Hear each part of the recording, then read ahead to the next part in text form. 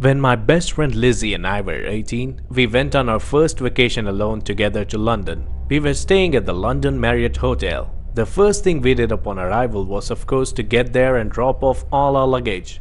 We'd be there for a whole week, so we had to set our itinerary. It was late in the day already, so we didn't have much time that day, but we did want to see something at least. So we went to see Big Ben, which is that iconic big clock tower that everyone knows in pictures when you think of London. After that, we went to a nearby tavern for dinner called St. Stephen's Tavern. It was money, but good thing our dads were paying for this trip.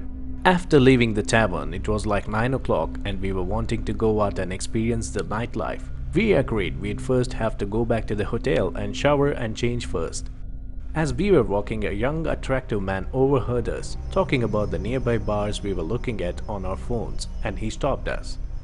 Something about him immediately was just charming that grabs both my and Lizzie's attention, and if it weren't for that, maybe we wouldn't have been so receptive to him telling us about a big apartment party that one of his rich friends was throwing that night, and that two attractive ladies like ourselves wouldn't fit right in. Lizzie and I looked at each other and laughed. We said we'd be down and he said, "Great, the party doesn't start till 11. He asked for my number, so I gave it to him. Then he said he'd text me the details and see us later, and down the street he walked. Lizzie and I were super excited. It was only the first night and we were already invited to a crazy London party. We figured if we played our cards right to the wealthy people at this apartment party, we would have people to hang out with the rest of the trip. We got back to the hotel, showered and changed, and we pre-gamed with a little vodka first to loosen ourselves up. Think we drank more than we should have though. I texted the guy we met, realizing we didn't even get his name. He texted back quickly with the address to the apartment. So we loudly marched into the street to wait for our Uber. It was a 15-minute Uber drive to get to the apartment. And when we got there, we couldn't believe how different the architecture of this apartment building was compared to something back home in America. I pressed the code for the apartment and we were quickly buzzed in. We took the elevator to the 5th floor. We were excited but nervous, not knowing what to expect. The alcohol was definitely helping though. I knocked on the door to the apartment, but we didn't hear music inside, which was odd. Until the young man from earlier opened the door. He hugged us hello and welcomed us into his dead quiet apartment. He shut the door and we asked, "Where is everyone?" He said, "Oh, it's still early, don't worry." We looked around the apartment and it was not at all as big as we were expecting for an apparent rich guy. We asked where his friend who owned the apartment was. The man said he was getting things ready in his room. He told us to sit and make ourselves comfortable. Remember looking at my phone and seeing it was like 11:30. Lizzie and I sat down and I could tell by her face she was as put off by this as I was. The man sat down on the same couch as us, next to me. He was uncomfortably close. Suddenly another man came out from another room. He didn't say anything. He didn't smile as he walked towards the door to the apartment, and he just stood there. The man on the couch with us started asking us questions like where we were from and if there was just two of us visiting here. I started feeling sick to my stomach. The man next to us got up and went to the kitchen to get us some drinks. The man by the door stood there. Lizzie was to the left of me, so she was more hidden from view. I whispered in her ear to dial 911, and I noticed her tapping on the phone multiple times, indicating to the call taker that we needed help.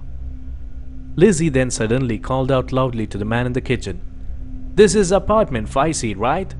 The man at the door said yes in a deep, unfriendly voice. I whispered to Lizzie again that we needed to stall and not to drink any drinks the man gave us. As I was whispering to Lizzie, the man standing at the door called to the man in the kitchen to hurry up with the drinks. And then he came back from the kitchen with the drinks. I had to think on my feet to stall as long as possible before drinking. Whatever he just said in front of us, I put on a fake and bubbly persona and said we should play Would You Rather.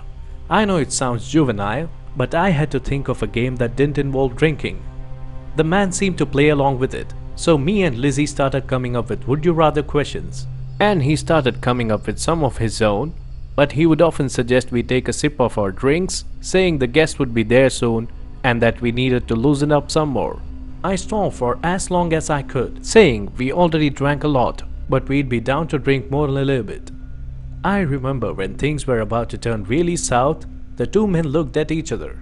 Then the bigger, scarier man at the door came over and said, "Alright, drink your drinks." He was about to reach for one of the glasses, probably force in my face. And there was an aggression banging at the door, followed by a man shouting, "Police!" The younger man looked at us and asked, "Did you call the police?" "No, why and when would we?" But my voice cracked as I said this, indicating I was nervous. Lizzie apparently just decided the hell with my story and screamed, "Help!" The police started to attempt to kick the door down, but the bigger man screamed, alright," and opened the door with his hands up. The two men tried playing innocent. Lizzie and I had to fabricate the story a little bit, saying that the two men basically forced us into the apartment and wouldn't let us leave, and we were pretty sure that they drugged our drinks. That was enough to get the men arrested.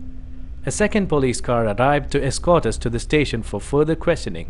The drinks were tested, and it turned out to no surprise they were roofied. This was definitely a scarring experience, but we didn't let it ruin our trip to London. In fact, we never told our parents until years later, just because it would probably make them less likely to let us travel anymore. The alcohol definitely didn't help our initial decision making in the night, but our advice would probably be, don't ever trust strangers, no matter what they look.